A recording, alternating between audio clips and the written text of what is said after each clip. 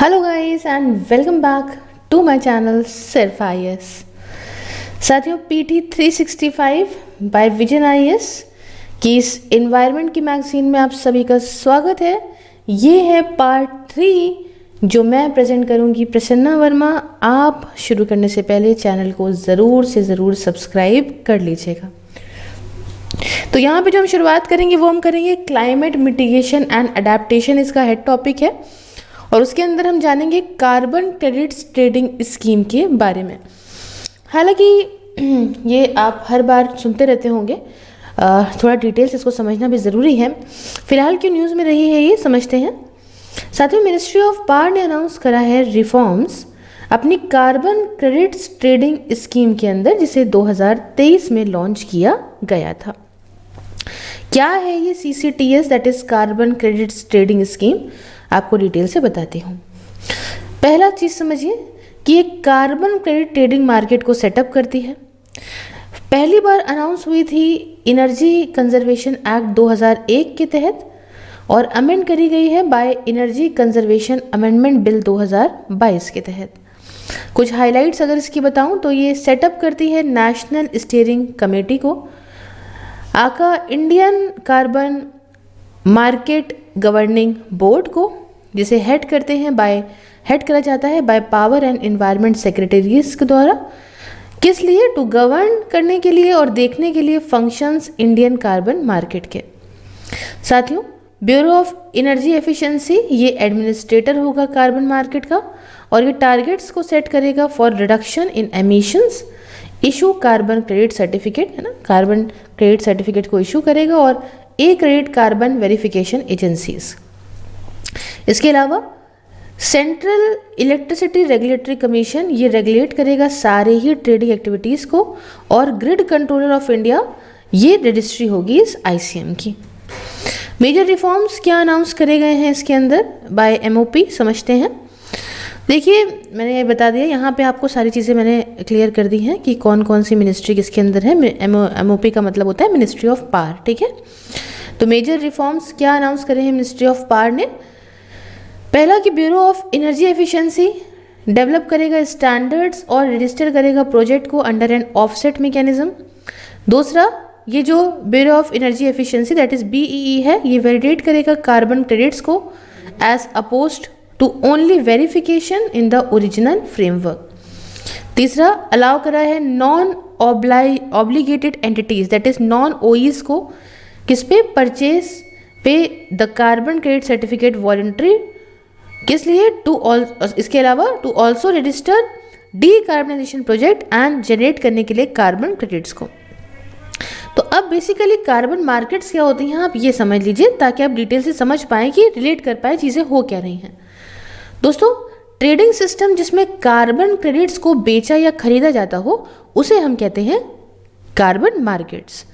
अब इसमें कंपनीज हो गई, इंडिविजुअल्स हो गई, ये कार्बन मार्केट का यूज़ करती हैं कंपनसेट करने के लिए अपने ग्रीन हाउस गैस के एमिशन को bye purchasing carbon credits from entities that remove of reduce green house gas emission. इसको मैं थोड़ा सा सिंपल शब्दों में आपको बता दूं। सपोज करिए कि आपको अलाउ करा गया है कि आप 10 रुपये खर्च कर सकते हो। इसको एक बहुत ही ईजी लैंग्वेज में समझिएगा। अब आपने क्या करा, आपके पास एक लिमिट है 10 रुपये तक खर्च करने की, है ना, या 10 रुपये तक नहीं समझते हैं, ऐसे समझते हैं कि आप 10 कुछ ऐसा कर सकते हो कि आप चलिए 10 रुपये ले लीजिए, इजी रहेगा आपके लिए, 10 रुपये खर्च कर सकते हैं। अब आपने क्या करा, आपने उसमें से 5 ही रुपये खर्च करे। लेकिन आपका भाई है, अब उसको प्रॉब्लम क्या है कि उसको भी 10 ही रुपये की लिमिट मिली है, लेकिन वो उसके पास जो खर्चा है वो 15 रुपये का है, ठीक है। तो वो क्या कर रहा है कि 5 रुपये आपसे ले रहा है। अब वो आपसे 5 रुपये, अब रुपए की बात हो रही है तो परचेज तो नहीं कह सकते, लेकिन हाँ वो 5 रुपये आपसे समझ लीजिए परचेज कर रहा है। अब इसको किसी भी टर्म में ले लीजिए कि आपने जो चीज़ कम खर्च करी वो चीज़ आपके भाई को ज़्यादा ज़रूरत है खर्च करने की, तो चूंकि आपने कम करी तो आपके पास जो एक्स्ट्रा बचा वो आपने अपने ब्रदर को दे दिया। तो सेम तरीके से ऐसे ही होता है कि आपको भाई कंपनीज को ये कहा गया कि आपको इतनी कार्बन रिलीज़ करने की अनुमति है।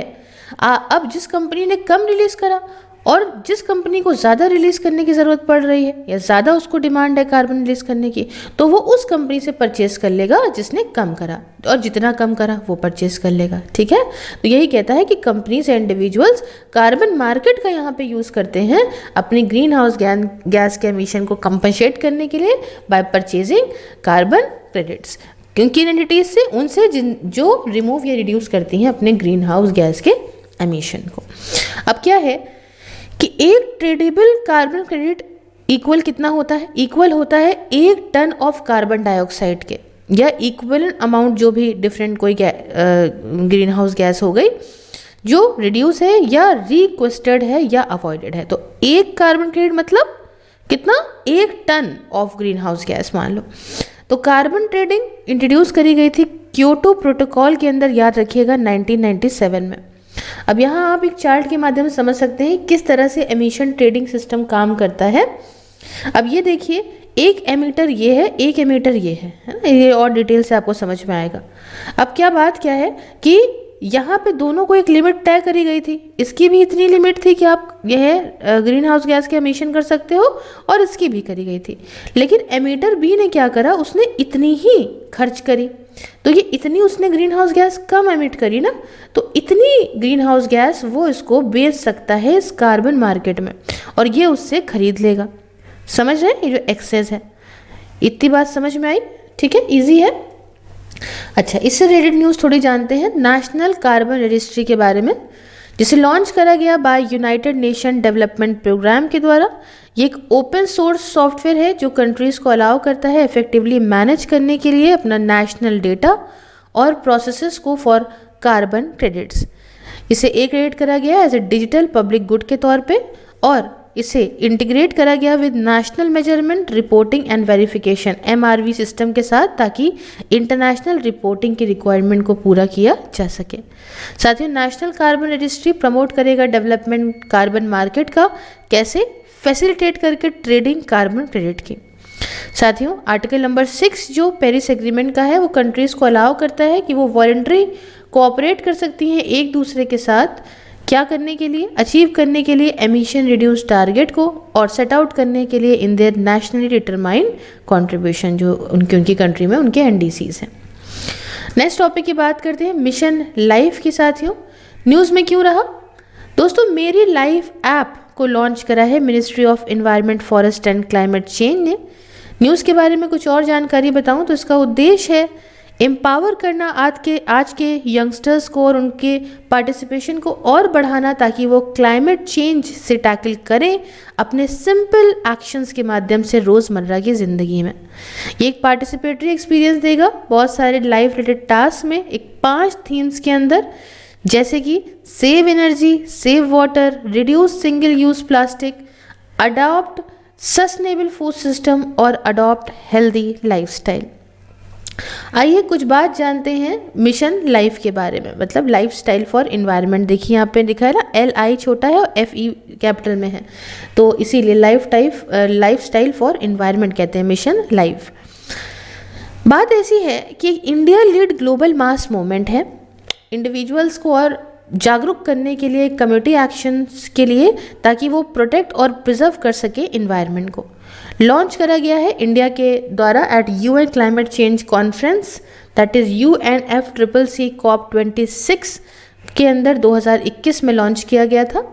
इसके नोडल मिनिस्ट्री की बात करें तो ये जो ministry of environment, forest and climate change है, वो नेशनल लेवल कोऑर्डिनेशन है और इम्प्लीमेंटेशन एजेंसी है।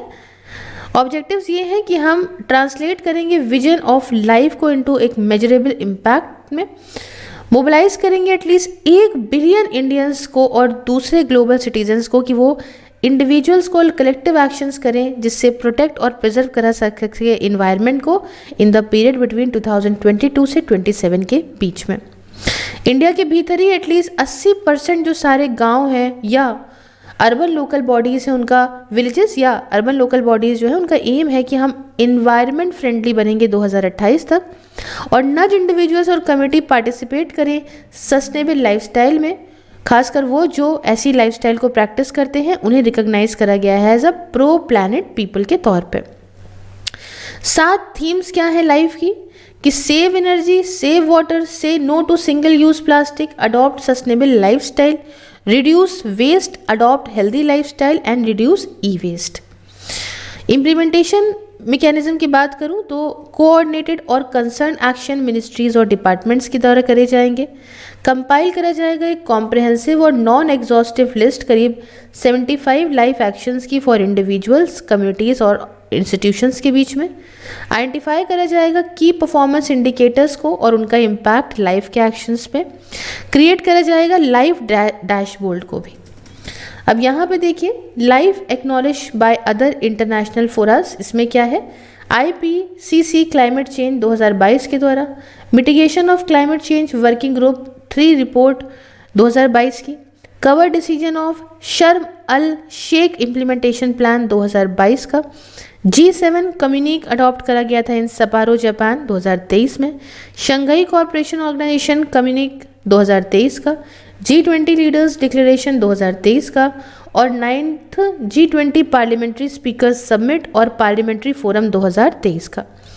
इससे रिलेटेड न्यूज़ की बात करें तो environmental information awareness capacity building और लाइवलीहुड प्रोग्राम EIACP, ये दोस्तों EIACP प्रोग्राम सेंटर है रायपुर के अंदर। इसने एक वर्ल्ड रिकॉर्ड क्रिएट कर रहा है इस life style for environment pledge को करीब 12.38 लाख लोगों तक पहुंचा के टू कंजर्व एनवायरनमेंट, ये सब प्लेज लिए इतने लोगों ने।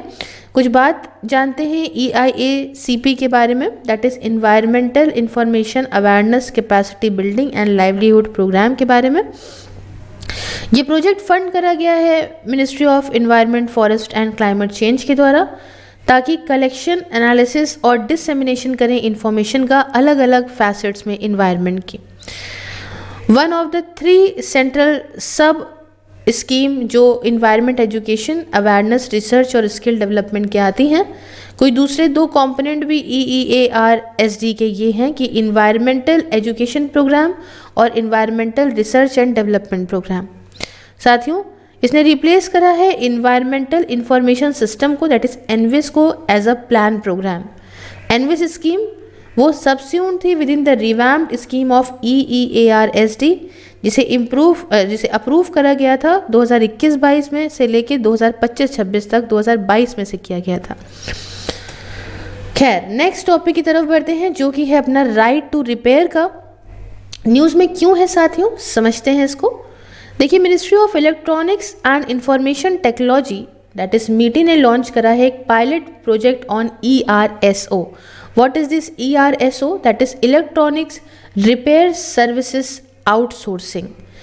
ये एक इनिशिएटिव है जिसका उद्देश्य है इंडिया को एक रिपेयर कैपिटल बनाना पूरे विश्व की। ये ERSO में क्या होगा, आउटसोर्सिंग होगी डिफेक्टिव या डैमेज इलेक्ट्रॉनिक आइटम्स की to Indian repair service organisation में, जहाँ पे ये रिपेयर होंगे, रिफर्बिश्ड होंगे, कैलिब्रेशन होगा, ताकि एक ऑप्टिमल फंक्शनैलिटी यहाँ पे पाई जा सके। आइए थोड़ा समझते हैं राइट टू रिपेयर क्या है। अच्छा, इन सब की मतलब आप समझते हैं ना, रिपेयर का मतलब तो आप समझते होंगे, रिफर्बिश का मतलब होता है जो सेकेंड हैंड फ़ोन बेच दिए जाते हैं ना। तो अब देखिए, फ़ोन क्या, कोई भी इलेक्ट्रॉनिक आइटम, रिफर्बिश्ड का मतलब बेसिकली यही होता है ना। रिफर्बिश्ड लैपटॉप्स ले रहे हो आप, रिफर्बिश्ड फ़ोन ले रहे हो आप, तो जैसे राइट टू रिपेयर के बारे में थोड़ा समझते हैं।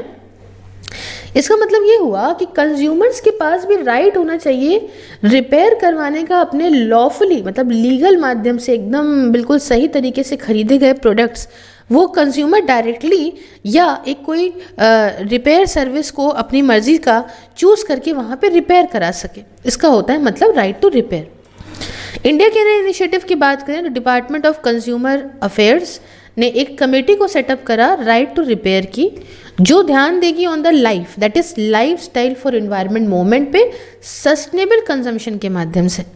कुछ इंपॉर्टेंट सेक्टर्स जो इस फ्रेमवर्क के अंदर आइडेंटिफाई करा गया, इसमें फार्मिंग इक्विपमेंट, मोबाइल फोन्स या टैबलेट्स हैं, कंज्यूमर ड्यूरेबल्स है और ऑटोमोबाइल्स है, और ऑटोमोबाइल इक्विपमेंट भी है।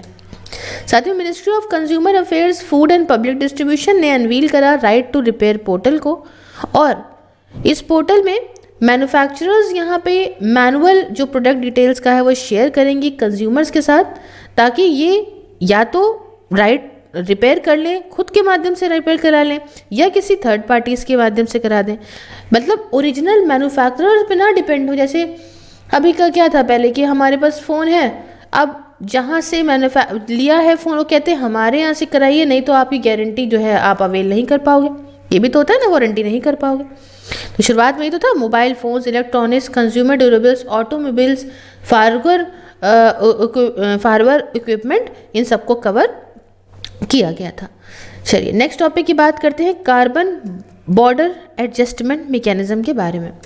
साथियों न्यूज़ में इसलिए रहा क्योंकि इंडिया का एम ये है कि हम अपनी ग्रीन एनर्जी को यूटिलाइज करेंगे ताकि इंडस्ट्रीज़ को हेल्प कर सकें डील करने में EU के CBAM से, that is carbon border adjustment mechanism से। आइए थोड़ा समझते हैं कि CBAM क्या है, that is carbon border adjustment mechanism क्या है। ये एक ऐसा पॉलिसी इंस्ट्रूमेंट है ताकि एक फेयर प्राइस रखा जाए कार्बन एमिटेड का during the production of carbon intensive goods, ठीक है, जो EU के अंदर that are entering the EU and to encourage cleaner cleaner industrial production हो in non EU countries. EU का मतलब बेसिकली यूरोपियन यूनियन हो गया, ठीक है। तो अच्छा, इसके अंदर इंपोर्टर्स क्या करेंगे, ये खरीदेंगे कार्बन सर्टिफिकेट्स को, वो इक्विवेलेंट होंगे टू द EU के जो कार्बन प्राइसिंग रूल है उस हिसाब से। और EU के इंपोर्टर्स यहाँ क्लेम करेंगे CBAM की लाइबिलिटी डिडक्शन को अगर कोई नॉन EU प्रोड्यूसर्स में ऑलरेडी पे कर दिया है वो एमिशन फीस को उनके रिस्पेक्टिव कंट्री के अंदर। तो जो रिपोर्टिंग होगी इसके अंदर ये 1 अक्टूबर 2023 से स्टार्ट होगी और ये ऑपरेशनल हो जाएगा इसकी डेफिनेटिव फ्रेज में 1 जनवरी 2026 से। साथियों ये डिज़ाइन करा गया है to be compatible with the ये WTO के रूल्स के हिसाब से है और ये एक नॉन टेरिफ बैरियर रहेगा इंडियन एक्सपोर्ट्स के लिए। अब जो नॉन टेरिफ बैरियर होता है ना, ये नॉन टेरिफ बैरियर ये कोई ऐसा मेजर है अदर देन कस्टम टेरिफ जो एक बैरियर के तौर पे काम करता है इंटरनेशनल ट्रेड में। गुड्स जो कवर होंगे बाय CBAM इसमें iron, steel, cement, aluminium, fertilisers, electricity और हाइड्रोजन वगैरह आते हैं और इसे अडॉप्ट करा जाता है as a part of EU's fit for 55 package के तौर पे। अब आप कहेंगे मैम ये फिट फॉर 55 पैकेज है क्या? देखिए ये एक EU का टारगेट और है कि हम कम करेंगे, रिड्यूस करेंगे नेट ग्रीन हाउस गैस के एमिशन को बाय एटलीस्ट 55% से 2030 तक और इसमें बेस लाइन ली है 1990 के लेवल से और अपना नेट ज़ीरो एमिशन पा जाएंगे 2050 तक। कोई दूसरे और कार्बन मार्केट रिफॉर्म्स जिसे अडॉप्ट करा है यूरोपियन यूनियन ने उसमें सोशल क्लाइमेट फंड आता है सपोर्ट करने के लिए लोगों को यूरोप के अंदर with the cost of transition. इसके अलावा reforming emission trading system that is ETS, इसमें यूरोपियन इंडस्ट्रीज़ और एनर्जी कंपनीज अपने एमिशंस को कट करेंगी बाय 62%। कब तक? 2030 तक। कंपेयर करेंगे 2005 के लेवल से। तो ठीक है, पहला का टारगेट ये था 43%। अब यहाँ देखिए कार्बन बॉर्डर एडजस्टमेंट मैकेनिज्म ये क्या हो रहा है थोड़ा सा समझते हैं। देखिए यहाँ सिंपली क्या है कि सप्लायर नॉन EU, ठीक है, ये देखिए CBAM सर्टिफिकेट लगेगा टू इम्पोर्ट, ये आया, यहाँ ये बायर आया, ये CBAM ऑथराइजेशन होगा एनुअल CBAM डिक्लेरेशन का। फिर यहाँ देखिए यहाँ ये सप्लायर है, ये इसमें गुड्स जो कि आइसलैंड से, लिस्टन से, नॉर्वे और स्विट्ज़रलैंड से जो भी आ रहे हैं यहाँ से सप्लाई होना और CBAM not applicable on EU originating goods. तो ये इस तरीके से काम कर रहा है। कुछ रिलेटेड न्यूज़ के बारे में बता दूँ तो ग्रीन डील इंडस्ट्रियल प्लान ये यूरोपियन यूनियन लेकर आया अपना green deal industrial plan. Proposal के अंदर है कि हम एक सिंपलर रेगुलेटरी फ्रेमवर्क बिल्ड करेंगे जिससे फटाफट से एक्सेस हो उन फंड्स का और स्किल्स भी बढ़ाई जा सके, साथ में EU के ट्रेड नेटवर्क को भी और इम्प्रूव किया जा सके। क्या नाम है? Green deal industrial plan. Features की बात करें तो ये देखता है seeks to formulate a net zero industrial act ताकि इंश्योर्स जो परमिट्स का है ग्रीन प्रोजेक्ट्स के लिए वो और बढ़े। एम ये है कि हम एक नेट ज़ीरो इंडस्ट्री एकेडमिक्स को और इस्टेब्लिश करेंगे ताकि स्केल अप हो और री स्किलिंग हो स्ट्रैटेजिक कंट्रीज़ में। नेक्स्ट बात करते हैं नेक्स्ट टॉपिक की, जो कि कह रहा है यहाँ पे डेप्थ फॉर क्लाइमेट स्वैप्स। क्या है ये depth for climate swaps? News में फिलहाल क्यों है, थोड़ा समझते हैं। देखिए, गैबन ने अनाउंस करा है अफ्रीका का सबसे बड़ा डेप्थ फॉर नेचर स्वैप, जिसकी वैल्यू है $500 मिलियन। क्या है ये डेप्थ फॉर क्लाइमेट स्वैप्स, यहाँ आप देख सकते हो। देखिए, avoided depth service payment transfer. अब यहाँ पे देखो, अच्छा पहले मैं आपको थोड़ा सा थियोरेटिकली बता दूं तो आप इसको चार्ट में समझ पाओगे सही से। देखिए, ये एक तरीके का डेप्थ होता है, कर्जा हो गया, डेप्थ स्वैप होता है, जिसमें क्या है कि जो डेटर नेशन है, instead of continuing to make external debt payment in a foreign currency, ये क्या कर देता है कि ये पेमेंट करता है लोकल करेंसी में, ताकि फाइनेंस कर सके क्लाइमेट के प्रोजेक्ट को डोमेस्टिकली अपने यहाँ ऑन अग्रीड अपॉन टर्म्स। ठीक है, फिर समझिए, एक तरीके का डेप्थ स्वैप जिसमें जो डेटर है, सपोज करिए कि आप एक कंट्री है, ये डेटर कंट्री है, ठीक है, ओके।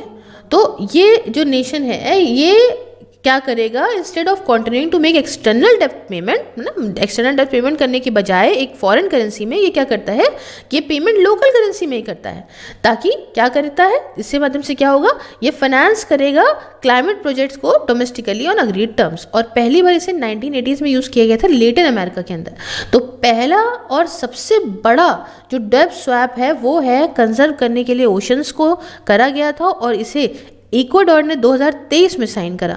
इंडिया ऐसे किसी डेप्थ फॉर नेचर स्वैप्स में आज तक इन्वॉल्व नहीं हुआ है, और दूसरे कंट्रीज़ जो इन्वॉल्व हैं उनमें ब्राज़ील, मादागास्कर और फिलीपींस वगैरह का नाम आता है। तो यहाँ पे अब आप चार्ट के माध्यम से देख लीजिए क्या हो रहा है। हाँ, देखो, ये सोवेरियन डेप्थ है दोनों का, ये क्रेडिटर है, ये डेटर है। ये क्रेडिटर क्या दे रहा है, क्रेडिटर नेशन पार्टी फॉरगिव कर रहा है सोवेरियन डेप्थ को, और अब यहाँ पे डेटर क्या कर रहा है, ये एक ट्रांसपेरेंट फंड यहाँ इसने बनाया, और ये अब क्लाइमेट प्रोजेक्ट को यहाँ पे ये पैसा प्रोवाइड कर रहा है, और जो भी जिस हिसाब से अग्री हुआ है उस हिसाब से अपनी करेंसी में। नेक्स्ट बात करते हैं reduction of green house gas emissions from ships की। न्यूज़ में क्यों रहा है साथियों, इंटरनेशनल मैरीटाइम ऑर्गेनाइजेशन ने एक strategy on the reduction of green house gas emission from ships को अडॉप्ट करा है। इस स्ट्रैटेजी के बारे में कुछ बताऊं तो इसे marine environment protection committee that is MEPC 80 के द्वारा अडॉप्ट करा गया है, जो कि एक बहुत इंपॉर्टेंट कमेटी है international maritime organization that is IMO की। Green house gases by shipping industry की बात करें तो 2.89% ये हमारे human made green house emission का ये हिस्सा है, और इसमें carbon dioxide, black carbon, nitrogen oxide और नाइट्रस ऑक्साइड आती हैं। अब जो टेक्नोलॉजी की ज़रूरत पड़ेगी रिड्यूस करने के लिए एमिशन को, इसमें क्लोज्ड लूप स्क्रबर का नाम आता है। इसमें सी वाटर एम्प्लॉय करता है, सी वाटर को विद एडेड एल्कलीज जैसे कि सोडियम हाइड्रोक्साइड, ताकि स्क्रब कर सके एग्जॉस्ट गैसेस को। उसके अलावा सेलेक्टिव कैटलिटिक रिडक्शन, ये टेल पाइप एमिशन को कम करता है नाइट्रोजन ऑक्साइड के down to the near zero level तक। फिर है स्लो स्टीमिंग, ये ऐसा प्रोसेस है डेलिबरेटली कम करता है स्पीड कार्गो शिप्स की, ताकि फ्यूल कंजम्पशन कम हो और कार्बन एमिशन भी कम हो जाए। इस स्ट्रैटेजी के कुछ इंपॉर्टेंट प्रोविजंस को बताऊं तो reduction in emission, carbon dioxide के एमिशन को कम करेगा 40% तक 2030 तक 2008 के कंपैरिजन में। Net zero green house gas emission को करीब 2050 तक अचीव कर लेगा। इसमें टेक्नोलॉजी की बात करें तो टेक्नोलॉजी ऐसी लाई जाएगी जिससे एटलीस्ट 5% कम हो, striving for 10% of the energy जिसे यूज़ करा जाता है इंटरनेशनल शिपिंग के द्वारा। ये काम 2030 तक होगा और 5 साल का रिव्यू होगा। पहला रिव्यू 2028 में जो है वो ड्यू है। कुछ दूसरे और कदम जो उठाए गए हैं एमिशंस को कम करने के लिए शिप्स के, इंडिया के अंदर देखें तो ministry of ports, shipping and waterways ने एक हरित सागर रिलीज करा था ग्रीन पोर्ट गाइडलाइंस 2023 को। इंडिया को पहले देश के तौर पर सिलेक्ट करा गया है IMO के ग्रीन वॉयज 2050 के प्रोजेक्ट के लिए। इसके अलावा मैरीटाइम विजन 2023 का एक सस्टेनेबल मैरीटाइम सेक्टर को प्रोवाइड करता है और कुछ पोर्ट्स को डेवलप करा जाता है एज हाइड्रोजन हब्स जो हैंडल करने के लिए, स्टोर और जनरेट करने के लिए ग्रीन हाइड्रोजन को ये कैपेबल हैं 2030 तक। सेंटर ने यहाँ 2030 को एक टारगेट के तौर पे माना है इंडिया के लिए कि हम ग्लोबल हब बनेंगे ग्रीन शिपिंग का, और मिनिस्ट्री ऑफ पोर्ट और शिपिंग और वाटरवेज ने लॉन्च करा है ग्रीन टग ट्रांजिशन प्रोग्राम को। विश्व भर में बताऊं तो Clydebank declaration for green shipping corridor, जिसका इंडिया सिग्नेटरी नहीं है, financing sustainable maritime transport that is फिनस्पार्ट round table initiative, global maritime technology cooperation centres network जो यूरोपियन यूनियन और आईएमओ का है, IMO CARES that is coordinated actions to reduce emission from shipping foundation project 2022 से 24 का, international code for shipping operating in polar water and polar code, एक international regime है जिसे adopt करा गया है आईएमओ के द्वारा 2014 में। बढ़ते हैं नेक्स्ट टॉपिक की तरफ, जो कि है national framework for climate services. News में क्यों रहा साथियों, इंडिया मीटेरोलॉजिकल डिपार्टमेंट और क्राइस्ट यूनिवर्सिटी ने एमओयू को साइन करा है कि हम मिल के काम करेंगे क्लाइमेट रिसर्च के अंदर during the workshop of NFCS that is national framework for climate services. आइए थोड़ा सा NFCS के बारे में जानते हैं। इंडिया ने प्रपोज करा था इसे under global framework for climate services के अंदर। 2009 से स्विट्जरलैंड, चाइना, जर्मनी और यूके ने भी लॉन्च कर दिया है NFCS को।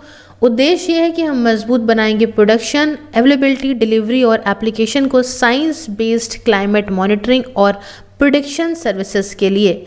नोडल एजेंसी यहाँ पे IMD है, और यहाँ देख सकते हैं आप कि क्या सीन है national framework for climate services for India का। देखिए आप, क्लाइमेट सर्विसेज में energy, health, disaster risk reduction, agriculture and food security, water और अदर्स चीज़ें इसमें आती हैं। GFCS की बात करें तो लॉन्च करा गया ये वर्ल्ड क्लाइमेट कॉन्फ्रेंस 3 में 2009 में इसे कोऑर्डिनेट करा गया है इसमें वर्ल्ड मीटरोलॉजिकल ऑर्गेनाइजेशन के द्वारा। ग्लोबल पार्टनरशिप सरकारों की, इसमें इंडिया एक फाउंडिंग मेंबर है और ऑर्गेनाइजेशन की इसमें है। एम ये है कि हम क्लाइमेट स्मार्ट सोसाइटी को अचीव करेंगे। कुछ और भी क्लाइमेट रिलेटेड टर्म्स और न्यूज़ की बात करें तो इसमें इंडिया क्लाइमेट एनर्जी डैशबोर्ड 3.0 आता है। इसे नीति आयोग ने रिलीज़ करा। ये एक वन स्टॉप प्लेटफॉर्म है नियर रियल टाइम डेटा का एनर्जी सेक्टर, क्लाइमेट और रिलेटेड इकोनॉमिक डेटा सेट्स में, जो कि गवर्नमेंट पब्लिश सोर्सेज पे बेस्ड है। यूजफुल है मॉनिटर करने में प्रोग्रेस को इंडिया के क्लीन एनर्जी ट्रांजिशन जर्नी में। नेक्स्ट है यूएन का climate change high level champions, जो कि है कनेक्ट करता है सरकारों के कामों को बहुत सारे वॉलंटरी और कोलैबोरेटिव एक्शंस के माध्यम से, जो सिटीज़, रीजन्स, बिजनेस और इन्वेस्टर्स लेते हैं, नेशंस लेते हैं, जिन्हें डिसाइड करा जाता है to appoint 2 high level champions. Miss Razan Al Mubarak and HEMS Nigar Arpadarai, ये हैं UN climate change high level champions हैं फॉर COP28 और 29 के लिए। एनर्जी ट्रांजिशन एडवाइजरी कमेटी की बात करें तो the green shift low carbon transition of India's oil and gas sector report को सबमिट करा गया ETAC के द्वारा सरकार को। रिपोर्ट का फोकस है कि हम अडॉप्शन क्लीन एनर्जी सॉल्यूशंस का बढ़ाएंगे, जैसे कि hydrogen, biofuel, nuclear, geothermal, tidal का इन इंडियाज एनर्जी मिक्स। इसके बारे में थोड़ी बात बताऊं तो इस्टेब्लिश करा गया है इसे 2021 में ministry of petroleum and natural gas के द्वारा। बनाया गया था ड्रॉ करने के लिए एनर्जी ट्रांजिशन पाथवे को for oil and gas public sector undertakings PSUs के लिए देश के अंदर। नेक्स्ट बात आती है शॉर्ट लिव्ड हैलोजेंस की। As per recent study oceans cool करते हैं, ठंडा करते हैं प्लैनेट को अपनी शॉर्ट लिव्ड हैलोजेंस को रिलीज करके, जो 8 से 10% ऑफ कूलिंग को जो है वो कंट्रीब्यूट करता है। इसके अलावा अगर मैं SLH की बात करूं दैट इज़ लाइफ टाइम इसका लेस देन 6 मंथ्स है शॉर्ट लिव्ड हैलोजेंस का। ये ऐसी गैसेस होती हैं जिनके अंदर हैलोजन के एलिमेंट्स होते हैं, जैसे क्लोरीन, ब्रोमीन और या आयोडीन। सोर्स की बात करें तो मरीन फाइटोप्लैंक्टन और एल्गे, एबायोटिक सोर्सेस ओशन से, और ट्रोपोस्फेरिक केमिस्ट्री। इम्पैक्ट की बात करें तो इससे वार्मिंग कम होती है बाय डिप्लीटिंग जोन, एंड साथ में फॉर्मेशन कूलिंग एरोसोल्स का भी होता है, ठीक है, and reduce the formation of cooling aerosols. जो ये हैलोजेंस हैं ये मीथेन का लाइफ टाइम बढ़ा देते हैं एटमॉस्फेयर में, और इसके अलावा ये लेवल्स वाटर वेपर के भी बढ़ाते हैं। तो शॉर्ट लिव हैलोजेंस के बारे में आपने जाना। डीकार्बनाइजेशन के बारे में आपको बताती हूँ। तो रिसेंटली नीति आयोग ने रिलीज करा टुवर्ड्स डीकार्बनाइजिंग ट्रांसपोर्ट 2023, एक स्टॉक ट्रेड है on sectoral ambition in G20 report के हिसाब से इंडिया का टोटल CO2 जो एमिशन है फ्रॉम फ्यूल कंबक्शन ये बढ़ा है 330% से 1990 से लेके 2019 के बीच में। और डीकार्बनाइजेशन क्या होता है? डीकार्बनाइजेशन बेसिकली रिमूवल या रिडक्शन है कार्बन डाइऑक्साइड के आउटपुट का एटमॉस्फेयर में। G20 रिस्पॉन्सिबल है more than 80% current global CO2 emission के और ऑलमोस्ट 70% ग्लोबल ट्रांसपोर्ट एमिशन के। नेक्स्ट बात आती है coupled model inter comparison project 6 के एक्सपेरिमेंट्स के बारे में। साथियों, साइंटिस्ट ने यूज़ करा है अर्थ सिस्टम मॉडल्स को, जो कि एक और इसके अलावा हाई रेजोल्यूशन सिमुलेटेड पार्टिसिपेशन को from coupled model inter comparison project 6 के एक्सपेरिमेंट से। साथियों, अर्थ सिस्टम मॉडल्स ये कॉम्प्लेक्स इंटीग्रेशन होते हैं इन्वायरमेंटल वेरिएबल्स के, that is atmosphere, ocean, land, ice और बायोस्फीयर के, जिनका यूज़ करा जाता है हमारे प्लैनेट को और ज़्यादा समझने में। अब coupled model inter comparison project 6, तो अब ये तो हो गया। अब ये basically coupled model inter comparison क्या है? साथियों, प्रोजेक्ट है ये वर्ल्ड क्लाइमेट रिसर्च प्रोग्राम का, जिसे स्पॉन्सर किया जाता है international science council, world meteorological organization और इंटर गवर्नमेंटल ओशनोग्राफिक मिशन जो यूनेस्को का है उसके द्वारा। इस स्टडी को सपोर्ट करा जाता है under climate change program of the department of science and technology. कुछ और दूसरे क्लाइमेट चेंज प्रोग्राम जो इस department of science and technology के हैं, उनमें बात करें तो coordinate mission, national mission for sustaining Himalayan ecosystem and national mission on strategic knowledge for climate change. दोनों ही पार्ट जो हैं 8 मिशंस के, जो कि national action plan on climate change के अंदर आते हैं। National action plan for climate change ये आउटलाइन करता है नेशनल स्ट्रैटेजी को, ताकि देश यहाँ अडॉप्ट कर सके क्लाइमेट चेंज को और इकोलॉजिकल सस्टेनेबिलिटी को इंडिया के डेवलपमेंट पाथ में और बढ़ा सके। साथियों, कुछ दूसरे जो 6 मिशंस आते हैं इसके अंदर, इसमें मिशन है for enhance energy efficiency, sustainable habitat, green initiative, agriculture, solar और वाटर। नेक्स्ट बात करते हैं हम मिथाइलो ट्यूबी माइक्रोबियम बर्नाटेंस 5GB1C की। तो जो इतना बड़ा सा नाम है मिथाइलो ट्यूबी माइक्रोबियम ब्रेनटेंस 5GB1C, ये एक मिथेनोट्रॉफ दैट इज मीथेन एटिंग मतलब मीथेन को खाने वाला बेसिकली माइक्रो ऑर्गेनिज्म है, ऐसा बैक्टीरियल स्ट्रेन है, और ये पोटेंशियली रिमूव करता है मीथेन को दूसरे एमिशन साइड से, जैसे लैंडफिल से, पैडी फील्ड से, ऑयल या गैस वेल से।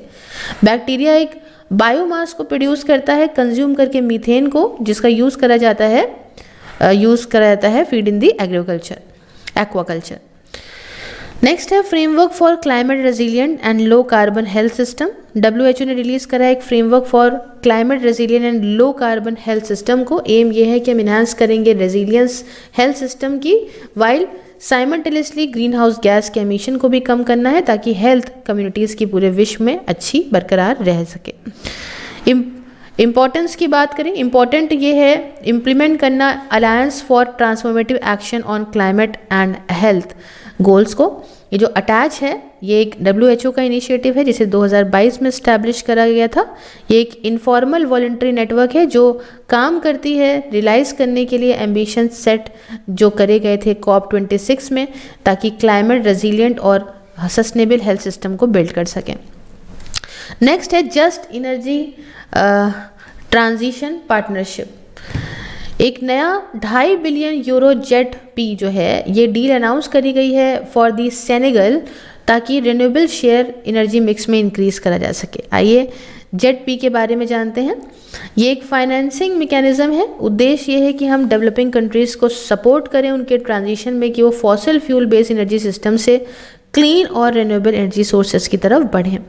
COP26 में लॉन्च किया गया, ये ग्लासगो में किया गया था 2021 में, और सेनेगल ये चौथी ऐसा देश बना है after south Africa, Indonesia and Vietnam जिसने जेट-पी की डील को साइन करा है। तो चौथा ये है। तो इंडिया का नाम अभी मैंने बताया नहीं, तो इंडिया सिग्नेटरी इसका नहीं है। Donor pool consist of countries, जिसमें भाई पैसा कौन कौन देगा? Japan, USA, Canada, Denmark, France, Germany, Italy, Norway, European union and UK. और नेक्स्ट बात करते हैं क्लाइमेट पॉलिसी इनिशिएटिव का।